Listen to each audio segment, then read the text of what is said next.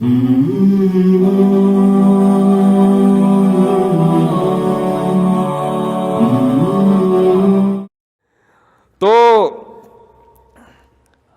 نبی صلی اللہ علیہ وسلم کے سامنے انہوں نے کھجوروں کی اپنی تر کھجوریں لا کے آپ کے سامنے رکھ دی. آپ صلی اللہ علیہ وسلم, کتنی شدید بھوک تھی آپ کو, آپ نے, اور آپ تجربہ کر کے دیکھیں, شدید بھوک میں تازہ کھجوریں بڑا مزہ کرتی ہیں, اتنا مزہ آتا ہے نا, کیونکہ ایک دم انرجی آتی ہے اس میں, جو ہے وہ نشاستہ بھی ہے نا کھجور میں, تو ایک دم طاقت آتی ہے باڈی کے اندر.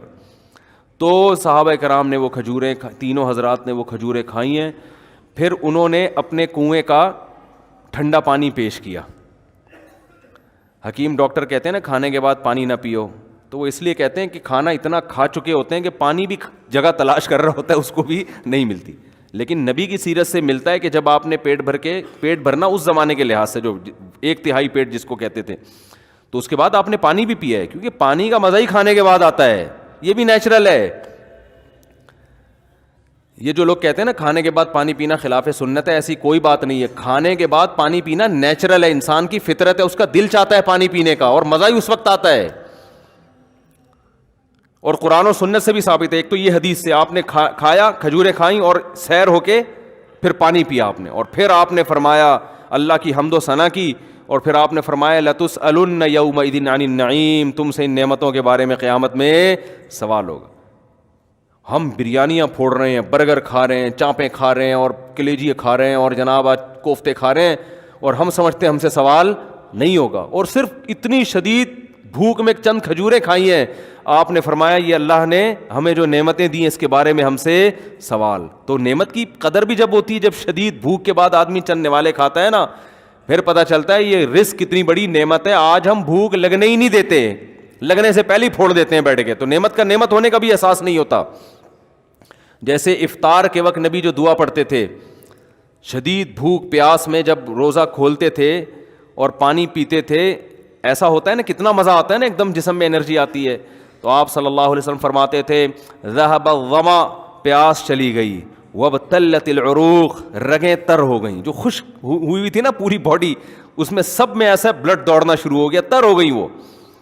وثبت الاجر انشاءاللہ, اور آخرت میں اجر بھی ثابت ہو گیا. ہر طرح سے مزے ہی مزے ہیں بھائی افطاری میں, کھانے کا بھی مزہ, رگیں بھی تر ہو گئیں, اور آخرت میں اللہ نے روزے کا اجر بھی انشاءاللہ لکھ لیا.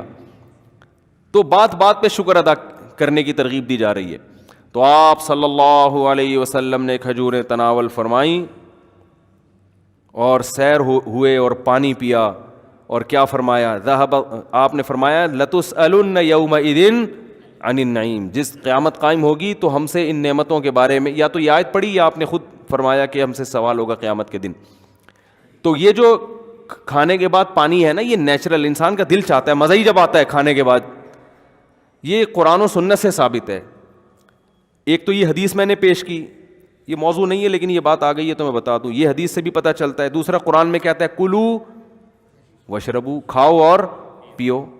اس سے مطلب یہ چیزیں ملی ہوئی ہیں آپس میں, بظاہر ایسا لگ رہا ہے. اور کھانے کے بعد کی جو دعا ہے نا, وہ ہے الحمدللہ الذی اطعمنا وسقانا وجعلنا مسلمین. من المسلمین لوگ پڑھتے ہیں لیکن جو الفاظ ہیں مسلمین کے ہیں, ویسے من المسلمین بھی ٹھیک ہے. تمام تعریفیں اس اللہ کے لیے ہیں جس نے ہمیں کھلایا اور ہمیں پلایا اور ہمیں فرمانبردار بنایا کہ آج ہم اس کا شکر ادا کر رہے ہیں. تو کھلانے کے ساتھ کس کا ہے, تو یہ کھانے کی دعا, پینے کی نہیں ہے, لیکن اس میں پینے کا بھی شکر ادا کیا جا رہا ہے. اس سے مطلب کہ کھانا پینا دونوں, بولو بھائی, ساتھ ساتھ.